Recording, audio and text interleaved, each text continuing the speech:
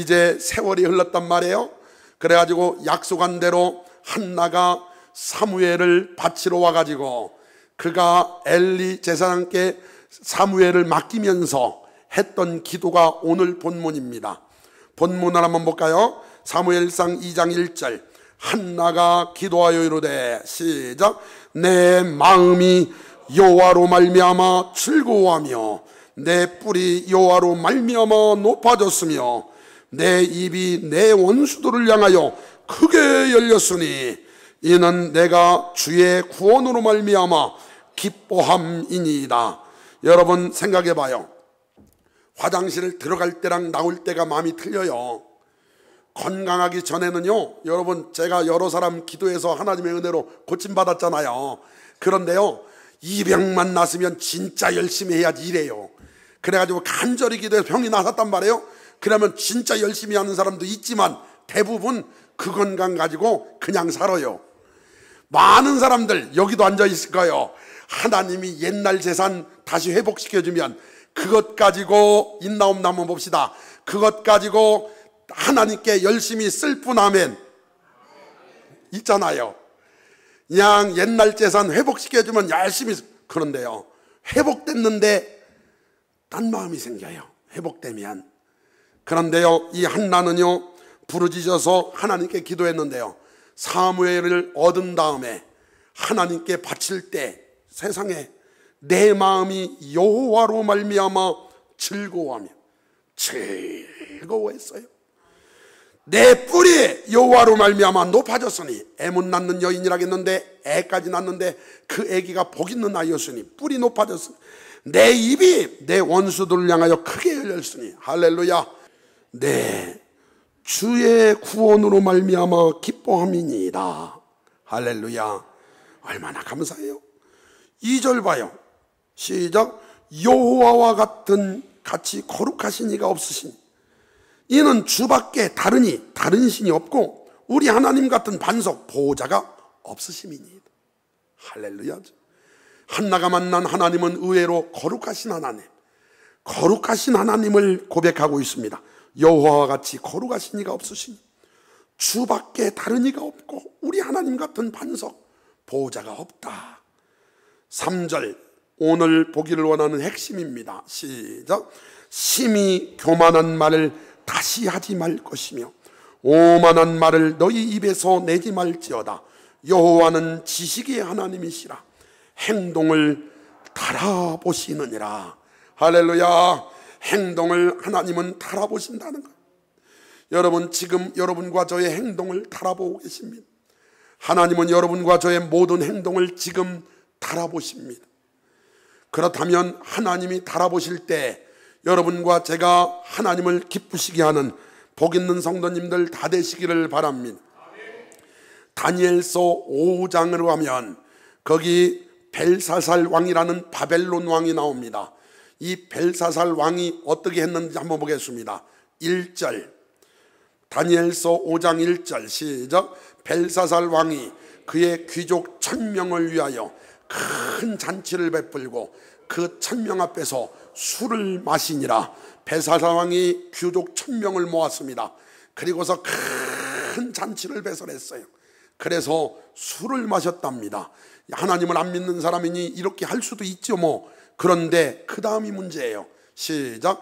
벨사살이 술을 마실 때 명하여 그의 부친 느부갓네살이 예루살렘 성전에서 탈취하여 온 금, 은 그릇을 가져오라고 명하였으니 이는 왕과 귀족들과 왕후들과 후궁들이 다 그것으로 마시려 함이었더라. 아멘. 여러분 무서운 말이 기록되어 있습니다. 벨사살 왕이 사람들을 보내가지고 야, 그때 예루살렘 성전에서 뺏어온 성전 그릇 있지? 성전 그릇 가져와라. 성전 그릇을 가져오라 했던 이유가 뭐냐? 성전 그릇, 하나님을 예배하는 그 그릇을 가지고 술을 따라 마시려고. 3절, 이에 예루살렘 하나님의 전 성소 중에서 탈취하여 온 금그릇을 가져오매 왕이 그 귀족들과 왕후들과 후궁과 더불어 그것으로 마시더라. 이런 참 기가 막힌 일. 아니 어떻게 하나님을 예배하는 그 성전 그릇으로 술을 따라 마셔요? 그리고 나서 그 다음 봐요. 무서운 말. 시작. 그들이 술을 마시고는 그 금, 은, 구리, 쇠, 나무, 돌로 만든 신들을 찬양하니라. 여러분, 그릇에다 술 따라 먹은 건요 보통 죄가 아니라 우상 숭배하는데 그것을 사용했다는 거예요. 그때 무서운 일이 일어납니다.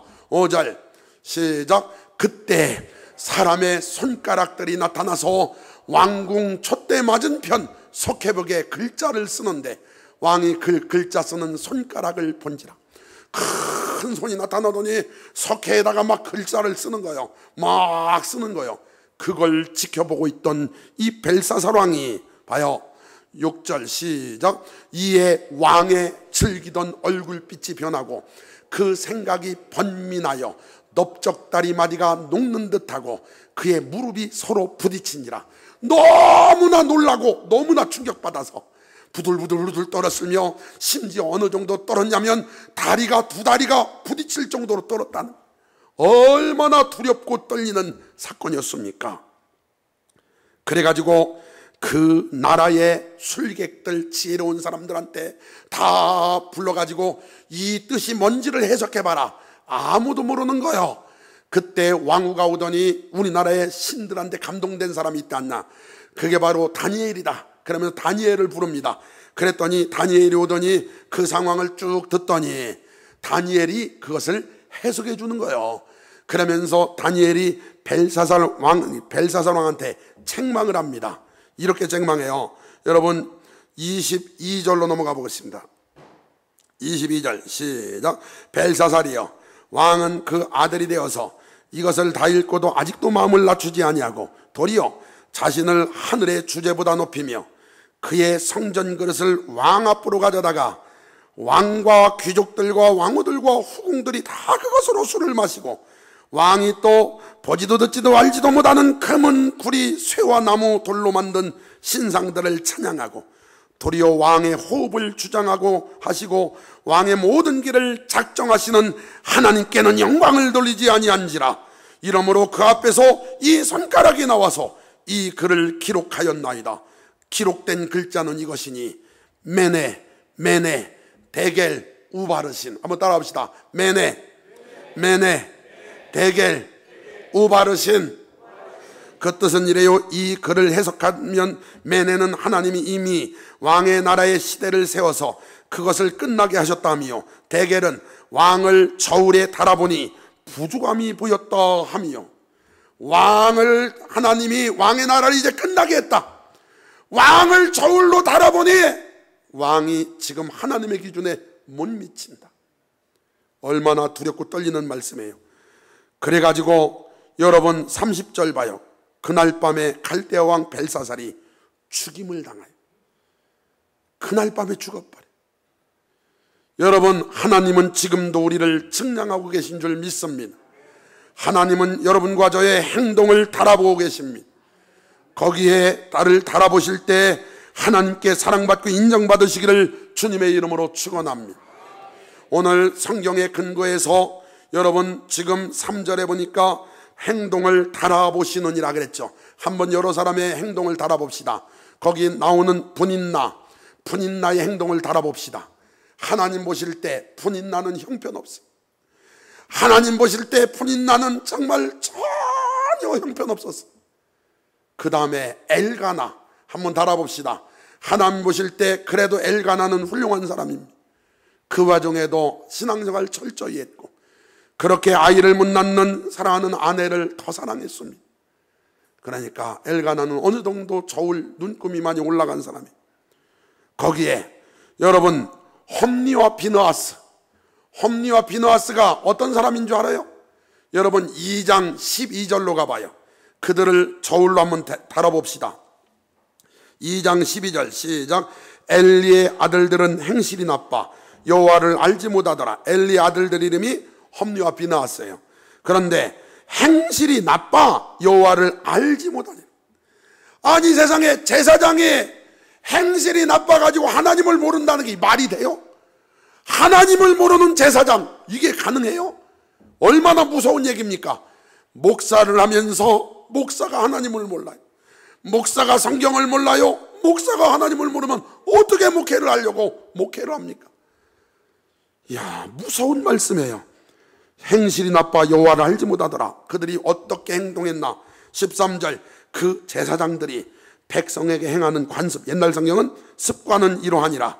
곧 어떤 사람이 제사를 드리고 그 고기를 삶을 때 제사장의 사환이 손에 새살갈고리를 가지고 와서 그것으로 냄비에나 소대나 큰 소대나 가마에 찔러 넣어 갈고리에 걸려 나오는 것은 제사장이 자기 것으로 가지되 실로에서 그곳에 온 모든 이스라엘 사람에게 이같이 할 뿐 아니라. 세상에 제사장이요 사환을 보내가지고 하나님께 드리려고 삶고 있는 이 재물을 갈고리로 콕 찍어 그러더니 자기가 가져갔다.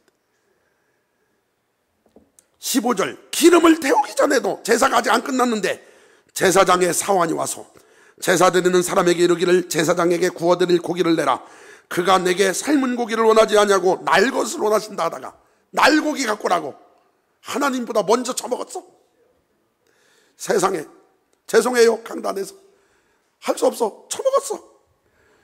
날 것을 원하신다 하다가 그 사람이 이르기를 반드시 여러분 성도들이 제사 의례자가 반드시 먼저 기름을 태운 후에 네 마음에 원하는 대로 가지라 하면 그가 말하기를 아니라 지금 내라. 그렇지 않으면 내가 억지로 빼앗으리라. 세상에 이럴 수 있어요? 이럴 수 있냐고. 이럴 수 콕 찔러갔어. 17절 이렇게 말씀하고 있습니다. 시작. 이 소년들의 죄가 여호와 앞에 심히 크면 그들이 여호와의 제사를 멸시함이었더라. 여러분 얼마나 두려운 말씀이에요. 여러분 엘리의 아들 홈리와 비느하스를 여호와의 저울에 올려놔봤더니 세상에 이럴 수가 있습니까? 저울 자체가 눈금도 안 움직여. 그래서 제사를 우습게 여기고 하나님의 영광을 그들이 경험하지 못한 결과가 뭐냐? 22절 봐요.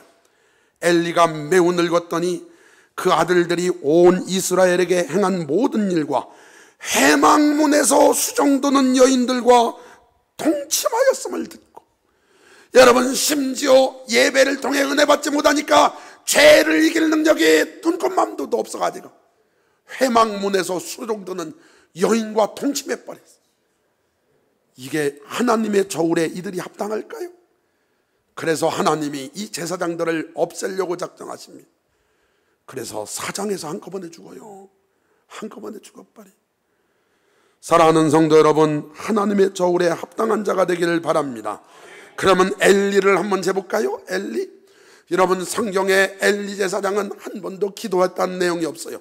심지어 기도하는 사람의 방해거리가 됐습니다. 거기 앉아가지고 열심히 기도하는 한나한테 술 끊어 이랬으니 얼마나 실례입니까? 이 술 끊어 목사 엘리 이분이 여러분 하나님의 저울에 어떻게 저울질 당했나 봐요. 2장 20절 시작. 엘리가 엘가나와 그 아나에게 축복하여 이르되 여호와께서 이 여인으로 말미암아 내게 다른 후사를 주사 그가 여호와께 간구하여 얻어바친 아들을 대신하게 하기를 원하노라 하였더니 그들이 자기 집으로 돌아가매. 여러분 먼저 잘한 건 있어요. 애 낳게 하는 은사도 있었어요.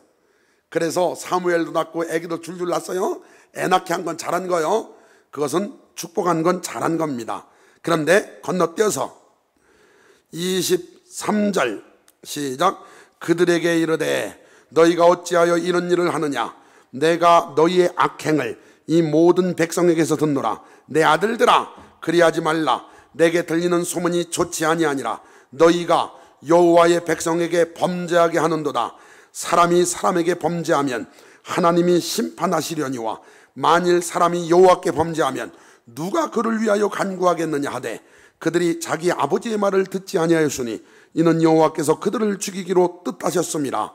엘리가 말했는데 안 듣죠. 그래가지고 하나님이 여러분 누구를 책망하시냐면 엘리를 책망하세요. 왠가를 한번 생각해 봐요. 27절, 하나님의 사람이 엘리에게 와서 그에게 이르되 여호와의 말씀에 너희 조상의 집이 애굽에서 바로의 집에 속하였을 때 내가 그들에게 나타나지 아니하였느냐? 이스라엘 모든 지파 중에서 내가 그를 택하여 내 제사장으로 삼아 그가 내 제단에 올라 분향하며 내 앞에서 에봇을 입게 하지 아니하였느냐? 이스라엘 자손이 드리는 모든 화제를 내가 내 조상의 집에 주지 아니하였느냐? 너희는 어찌하여 내가 내 처소에서 명령한 내 재물과 예물을 밟으며 내 아들들을 나보다 더 중히 여겨 내 백성 이스라엘이 드리는 가장 좋은 곳으로 너희들을 살찌게 하느냐? 그러므로 이스라엘의 하나님 나 여호와가 말하노라. 내가 전에 내 집과 내 조상의 집이 내 앞에 영원히 행하리라 하였으나 이제 나 여호와가 말하노니 결단코 그렇게 가지 아니하리라. 나를 존중 여기는 자를 내가 존중 여기고 나를 멸시하는 자를 내가 경멸하리라. 여러분, 얼마나 무서운 얘기입니까? 그 다음에 뭐라고 나오냐면 네 집에 노인이 끊어질 것이다 그래. 다 젊어서 죽을 것이다. 그러면서 얼마나 무서운 얘기들이 나오는지요. 사랑하는 성도 여러분, 하나님의 저울에 엘리 제사장을 올려놨더니 형편없었어요. 그는 자기 아들들이 죄를 범한 걸 알고도 적당히 책망했지 심하게 노하지도 않았습니다. 사랑하는 성도 여러분, 제가 여러분에게 만약에 제대로 신앙생활 못하고 있는데도 제가 만약에 아무 말도 않고 있다면 그거야말로 문제 있는 목사예요. 여러분의 영혼을 살리기 위해서라면 그러면 안 된다고, 더 기도하라고, 이런 말을 들었을 때 아, 나를 사랑하시는구나, 이렇게 깨닫는 역사가 있기를 주의 이름으로 축원합니다. 엘리 제사장을 달아봤더니 아이고, 애 낳게 한 거, 축복한 건 요만큼 올라갔어요. 조금 올라갔어. 나머지는 형편없었어. 그럼 한나를 올려볼까요? 한나? 여러분, 이 한나는 위대한 여인이었습니다. 여러분, 기도해가지고 사무엘을 낳았잖아요. 보통 화장실 들어갈 때랑 나올 때 마음이 틀리다고 그랬잖아요. 그런데 이 여인이 애기 젖을 뗀 다음에 그대로 사무엘을 데리고 가더니 사무엘을 엘리 제사장한테 탁 바쳤어. 할렐루야. 여러분, 위대하지 않습니까? 그리고 나서 기도하는데 즐거운 마음으로 기도해요. 그리고 나서 이렇게 말합니다. 우리 하나님은 행동을 달아보신다. 하나님은 지식의 하나님이라 행동을 달아보신다. 행동을 달아보신 결과가 뭐냐? 그 밑에 봐요. 4절. 용사의 활은 꺾이고 넘어진 자는 힘으로 띠를 띠도다. 풍도가던 자들은 양식을 위하여 품을 팔고 줄이던 자들은 다시 줄이지 아니하도다. 전에 임신하지 못하는 자는 7을 낳았고 많은 자녀를 둔 자는 쇠약하도다. 이거 보고 어떤 사람이, 목사님, 한나가 아들 7 낳았어요? 아니요, 이거 7이라는 것은 그만큼 훌륭한 아들 낳았다는 뜻이에요. 어떻게 낳나 봐요. 2장 21절. 한나가 아기 몇 명 낳나 봐요. 시작. 여호와께서 한나를 돌보시사 그로 하여금 임신하여 세 아들과 2딸을 낳게 하셨고 아이 사무엘은 여호와 앞에서 자라니라. 5남매 낳았어요. 할렐루야. 5남매 하나님이 낳게 하신 줄 믿습니다. 그래가지고 7 아들을 낳았고 많은 자녀를 둔 자는 쇠약하도다. 그러니까 이게 분인나 얘기겠죠. 쇠약해졌대요. 그러면 여호와는 죽이기도 하시고 살리기도 하시며 스울에 내리기도 하시고 거기에서 올리기도 하시는도다.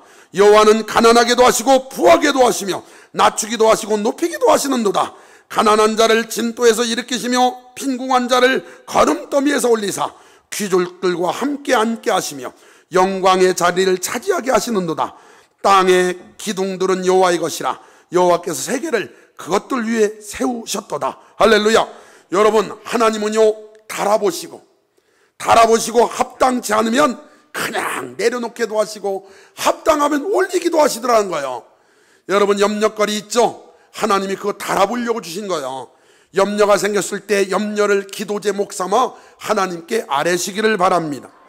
하나님이 염려를 나에게 주시는 이유는 내가 그리스도인답게 행동하는지, 내가 그 와중에 낙심하는지 하나님을 의지하는지 확인하려고 합니다. 돈이 떨어졌을 때 어떻게 행동하십니까? 하나님이 지금 여러분과 저를 달아보고 계신 거예요. 여러분, 은도 내 것이요 금도 내 것이라 하신 하나님을 의지하는지 여러분 지금 측량하고 계신 겁니다. 그러므로 돈 없더라도 하나님 계시면 담대하시고 당당하시기를 바랍니다. 돈이 많을 때 여러분 하나님 달아보시는 거예요. 어떻게 쓰시는지, 여러분 어떻게 쓰고 있는지 하나님 달아보고 계신 거예요. 여러분 백석지기가 있고 천석지기가 있고 만석지기가 있는데 여러분 어떻게 사시렵니까? 오늘 옛말에도 그런 말 있잖아요. 천석지기는 노력으로 되고 만석지기는 하늘이 낸다고 그랬잖아요. 지금 여러분이 조금 가진 재물 가지고 내 맘대로 내 뜻대로 쓰고 있다면 하나님의 저울에 아하, 자는 그릇이 저만큼밖에 안 되는구나, 이렇게 하나님은 해석하십니다. 사랑하는 성도 여러분, 하나님이 나를 측량하실 때 하나님 앞에 인정받으시기를 바랍니다. 인간관계를 나한테 어려운 사람도 보내줘 봅니다. 그랬더니 그 사람 덕분에 내가 그 사람을 축복의 통로로 해석하고 열심히 기도해가지고 하나님께 더 가까이 가면 아, 역시 이 사람의 신앙은 훌륭하구나, 그릇이 커졌구나, 할렐루야. 맡겨진 그 일을 어떻게 하는가를 보고 하나님은 여전히 우리를 측량하고 계십니다. 작은 일을 할지라도 경히 여기지 말고 더 최선을 다하시기를 바랍니다. 건강을 잃어 사망의 문에 가까웠을 때 천국을 바라보고 있는지, 그렇고 하나님을 의지하고 사는지 하나님이 지금 측량하고 계십니다. 억울해서 모함을 받을 때 어떻게 행동하는지, 우리의 행동의 시작과 과정과 끝이 어떠한지 하나님 보고 계십니다. 여러분, 행동이라는 것은 마음에서 나오잖아요. 지금 하나님께서 여러분과 저를 다 측량하고 계십니다. 때로는 어렵게도 하셔요. 목사인 저도 때로는 어려움이 올 때 있어요. 그때 저는 어떻게 해석하냐면 아하, 오르막 뒤에는 반드시 내리막이 있지, 하나님이 반드시 좋은 일을 이루시겠구나, 나를 쓰시려는 계획이요 섭리시겠구나, 여러분 그렇게 해석하고 하나님 의지합니다.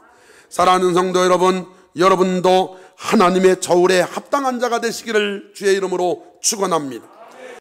직장에서, 가정에서, 학교에서, 교회에서, 하나님 앞에서 여러분 조금 힘들다고 낙심하고 포기하고 불평하지 마시고 힘들면 힘들수록 기도 제목 삼아 하나님께 더 가까이 가시기를 바랍니다.